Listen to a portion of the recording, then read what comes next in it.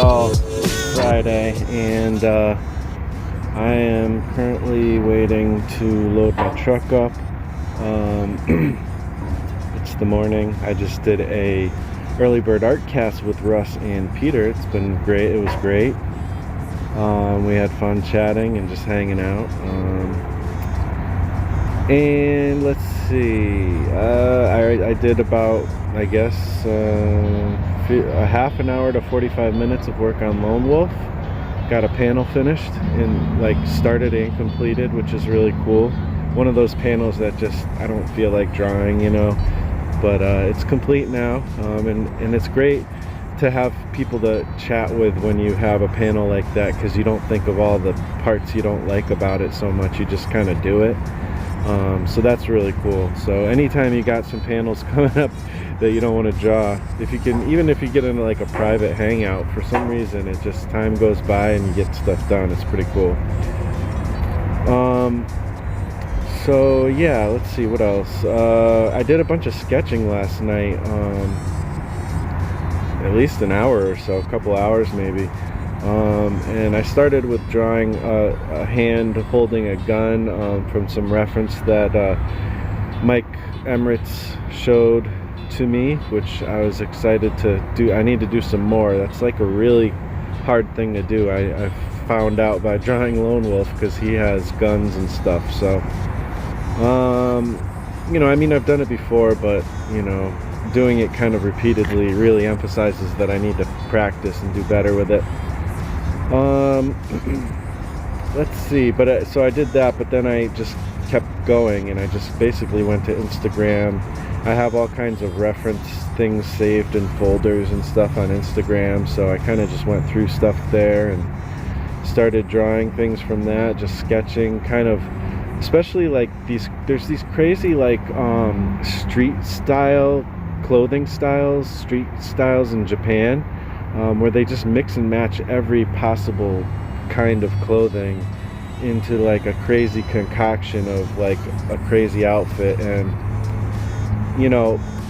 I forget all the terms and stuff, but if you look up Japanese street style, you'll start to find it. But I started drawing some of that kind of stuff, and that was really cool. I put it up on my Instagram if you want to see, in my stories.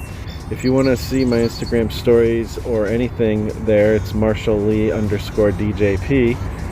But I'll probably flash some of those pictures here for you as well. So yeah, I don't know. It's the beginning of the day. I already got some things done. I already got the video started, so that's cool. Yesterday, I didn't say the progress of what I did yesterday, but let's see, what did I do? I worked on Lone Wolf for a good while. I'm getting really close to finishing this page that I've been taking way too long to do, and it's kind of a tough page because there's just a lot of panels, a lot of figures, but it's fun. I'm learning a lot as I'm doing this, and it's really cool, and I'll be excited to have this panel page done and to move on to the next thing. I got that lens flare or sun flare or whatever. I need my hair to block the sun flare. Sometimes I listen to hip-hop songs and I really want to rap more again, because if you guys don't know, I've spent a lot of my life making hip-hop music. I rap, and I make beats and stuff, so I kind of want to introduce that into what I do here too sometimes, but it just always seems like an awkward or weird introduction, and I'm so focused on comics, it's hard to do both. Actually, I could do lyrics pretty good, but the beats, for some reason I've been having a hard time when I sit down to try to make a beat, which is not very often, but every time I try, it doesn't seem to want to work. But anyways, yeah, I don't know, that's enough gabbing. I did some work yesterday. What else did I do? I feel like I did something else that I didn't mention. I did a little bit more writing on the Big Wrath story with Peter. Just little stuff, working on characters and stuff, not a big chunk. I didn't think I was going to get to any of that, but I was surprised, and I'm glad I did. I also sent out my email that I needed to send out for the weekly emails. I tried to do a live stream, but it just didn't end up working out. So I did one this morning. But yeah, I guess let's get to some stories. All right, so there's kind of a theme here with these two comics that I read today. First of all, there's actually a couple themes. First of all, I wonder if I'll just say this without spoiling anything. I wonder if Shakespeare was the influence for either of these two creators. And these two creators both go by the name of Scott. It's the great Scott, Scott O'Green, with his story. What is it called again? Fantastic Geographic. I had to go and look it up because I'm sorry, I just forgot the title, but I didn't forget the story. The story was fun. Kind of picture what's that guy? Basically any kind of like travel show or animal adventure type of show. And that's kind of what this is with mythical creatures, which I think is really cool and fun. And it was just a fun twist on kind of that genre. So Scott O'Green came through with a really cool, imaginative story, and yeah, I thought it was pretty cool. And you guys got to check out Scott O'Green. He's got a show with his buddy Dave Fleming called I'd Rather Be Drawing on YouTube, so check that out. Links will be in the description. So here we have Scott Serkland riffing off of the song Synchronicity 2 by The Police. And I kept meaning, as he was talking about the making of this throughout the months, to go and listen to Synchronicity 2. I know I must have heard it because I am a Police fan, but I don't know all the songs by titles necessarily. And I listened to it and I was like, okay, yeah, I do recognize it. It's one of the lesser known of their hits, I guess, but it's a good song, really cool, and I never realized what they were talking about. I actually did a little digging too to find out, what's the meaning behind the song, and wow, like Scott, I'm a little bit worried for you.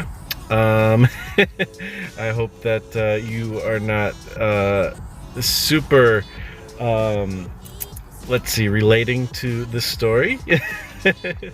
But that being said, it was definitely very well done illustration, very well done kind of storytelling of what this song says. And I love how it's kind of ended. It kind of leaves it mysterious, just like the song leaves kind of the ending mysterious.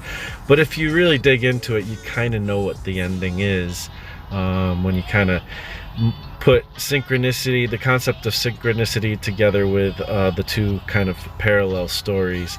You can kind of figure it out. But anyways, this is the Werewolves and Unicorns anthology, and this is something that 28 creators put together.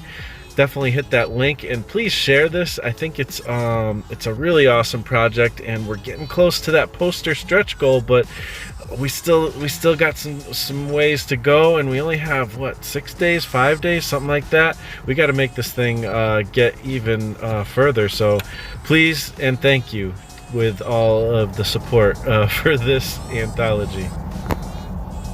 I thought that guy was never gonna shut up. I was just starting to record. I was like literally just about to hit the record button, and I had to move from one area in Target parking lot to another because it was like this garbage truck just decided to come out of nowhere and park right next to me, leave the truck on, a loud ass truck. And yeah, it's like, okay, thanks. Can't you see I'm vlogging here? Anyways, so I was just thinking about world building and just creating worlds, like being a writer, an artist, and creating these characters and all that stuff. And it's really crazy because I don't know, as a Christian, I can totally see like so many parallels to like my faith and stuff, which is really cool. But it's just crazy how like you're creating these worlds, and you're literally like, you can see how there could be purposes for different things and whatnot. But I don't know, it's kind of harsh too. Like you have like these characters, and you know, you want your protagonist, you want to tell a certain story through your protagonist, and you have like a theme maybe that you're kind of trying to hit upon.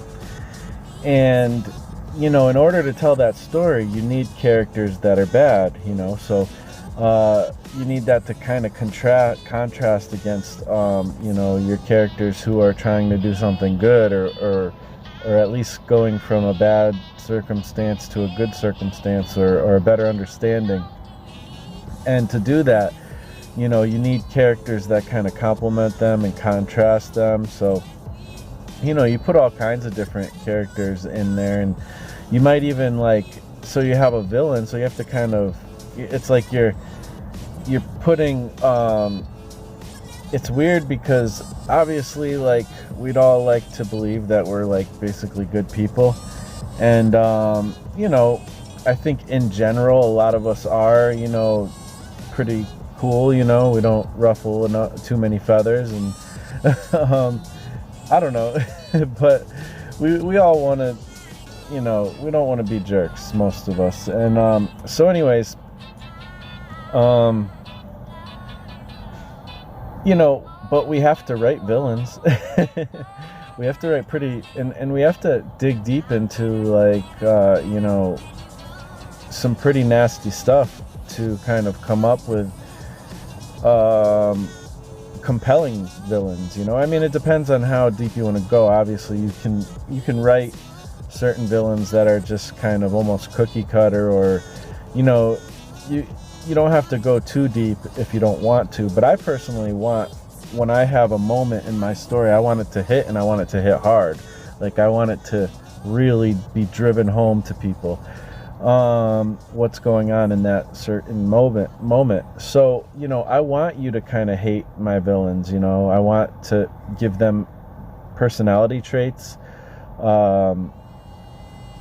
and like kind of pasts and decision making and actions and all that stuff that illustrate the fact that they are villainous, that we shouldn't like them, that we don't like them. But also you want to create some empathy too, so that they're human, that there's at least a reason in their mind for what they're doing. You know, if you don't want to create a one-dimensional villain that's just like, I'll get you mortals and I'm going to destroy you or whatever, like just because, you know, a villain who's bad just because they're bad, you know, you don't want that. You want somebody who almost you could relate to yourself and kind of feel bad, like, ooh, I hope I never go to that length or whatever.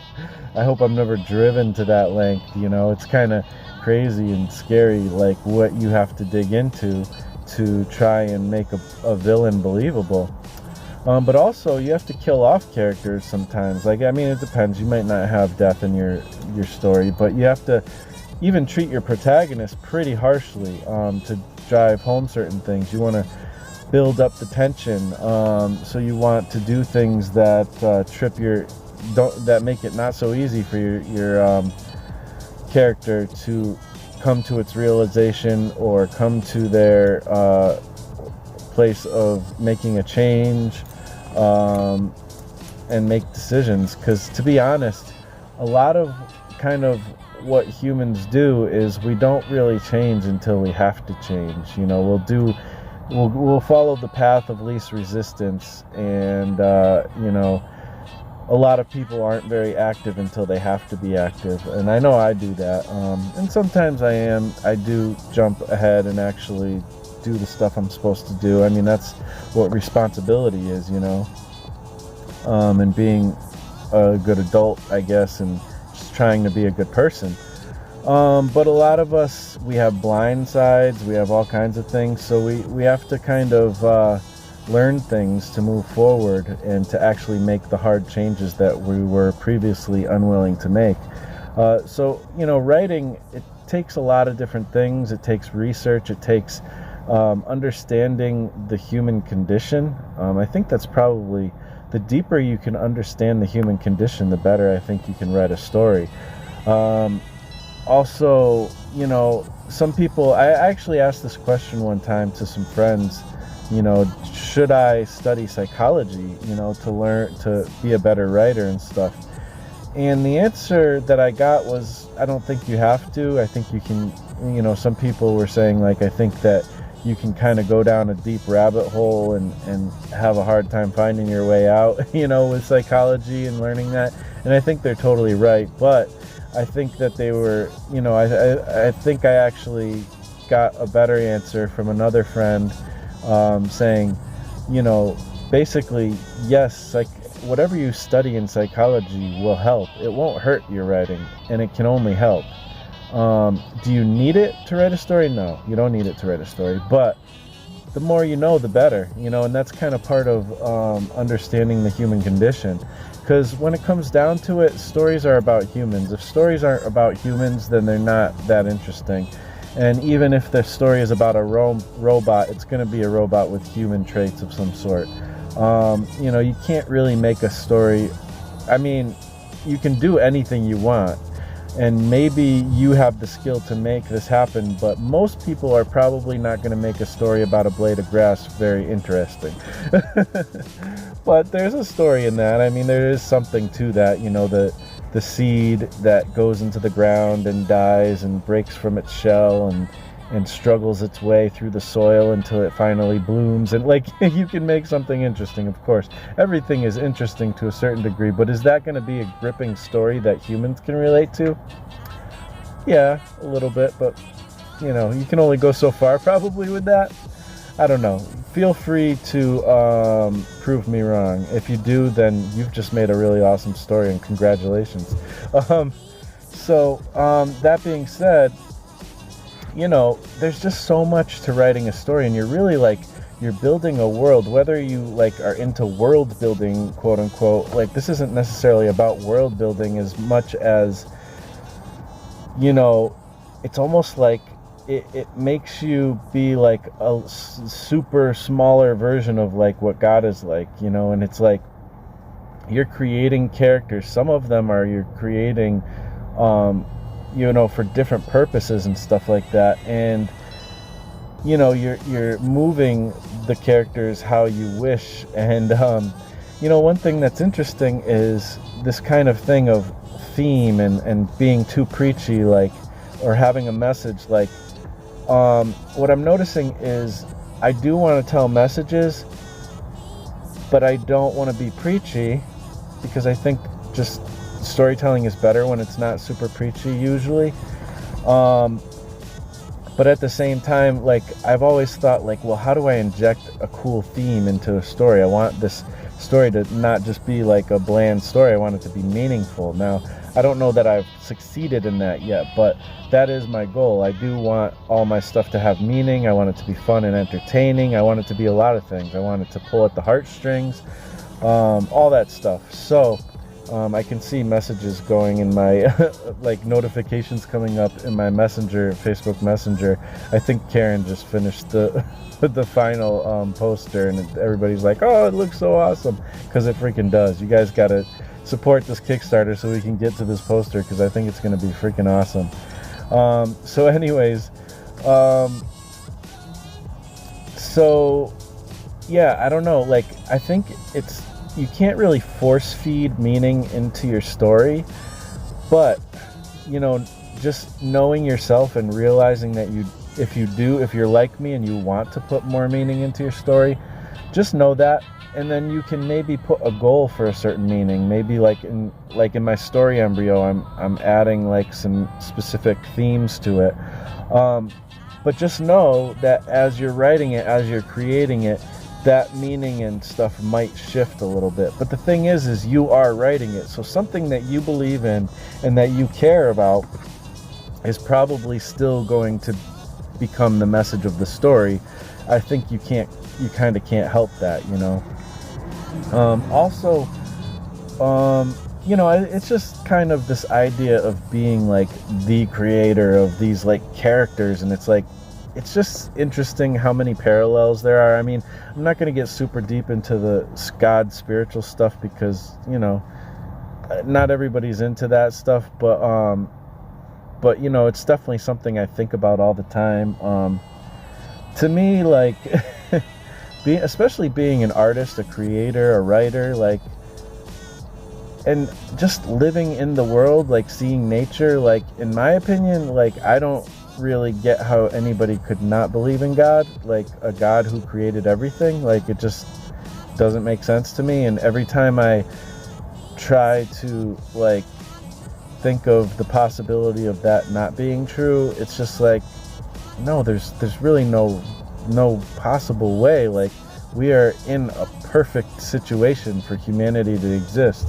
And it's like, who could, that doesn't happen by accident. I don't care. It's not, it can't be evolution. Like, it's just, I understand there is certain forms of evolution, but I don't believe, like, I don't know. It just, all the things that happen, like in story and stuff, like, it just reflects so much things that are awesome to me about, you know, my faith, about God and stuff like that. So that's just kind of a side note of something that I think about a lot when I'm writing. But also just like sometimes you have to, like, kill off a character so that you can create a motivation for, like, another character. And it's like, some horrible things need to kind of happen in your story sometimes, and it kind of sucks. Like it's weird, like, I've talked about this before, but the stuff that I Google sometimes, I wonder, like, I hope nobody is looking, because, I mean, it's not like horrible, crazy stuff, but, like, I mean, I've had to Google, like, corpses and stuff when I want to try to draw a zombie or something, or, you know, something like that, you know, those kind of things. I wouldn't certainly Google things that are, like, super, like things that are, like, illegal or something, or I wouldn't, there's certain places I just won't go. Even the corpse thing, I actually didn't do that. Like, I mean, I did, I looked it up for a second, and I'm like, I don't want to draw from this reference. I'll draw from the reference of other artists who have drawn from that reference, because I'm not, it doesn't look so horrible when you see it in pen and ink, or pencil and ink, you know. I'm just not into that kind of thing so much. I mean, or maybe like movie gore or something that's more meant for, like, almost entertainment value, really. So anyways, I don't know. It's kind of a big mishmash of things here, but I'm just thinking about the idea of being in control of, like, a cast of characters in a whole world, and you're building up even systems of religion, or you know, politics, and how the world is run, and just all that stuff is really fun and interesting. And one other thing, one last tip I'll hit you up with, that I'm really coming to be very, like, resolute about, is I think that world building can come a little bit here and there before and during the process of writing your script, but I really feel like most of it has to happen after you've kind of pegged your story down. I think that there's a lot of time I've wasted on world building for stuff that just isn't going to end up in the story, and I just don't want to do that. I don't have time to do that. You know, I turned 40 in February. I want to get a lot of cool stories out, a lot of meaningful stories out, and I want to build a career, and I can't do any of that if I'm world building for my next issue of one comic that comes out 10 years from now. It's not going to work out. That can't be what happens. So that being said, I mean, that's not a criticism to people who do a lot of world building. I think a lot of planning is great, but I have to, I'm making as many stories as I can to get, and as I do it, my process is getting more and more sophisticated. I'm doing more and more planning and stuff, but I'm also learning how to do it in a way that is efficient. So I'm learning efficiency at the same time, and I don't know, I think I'm building I'm building the way I do things to a pretty cool place. Like, I'm really starting to enjoy kind of the method of my craft that I'm finding, you know. Yeah, I guess that's it. There's a lot of stuff I said there, I know. It's going to be hard to come up with a title for this one, but hope you guys are doing well today. It's Friday. It's a great day. Hope things are going well. I still having issues with the car thing. I'm right now sitting in my sister-in-law's car in Target. parking lot, and you know, we'll see what happens over the weekend with that for me. But you know, I hope you guys have a great weekend, and I'll be talking to you tomorrow again. All right, peace out.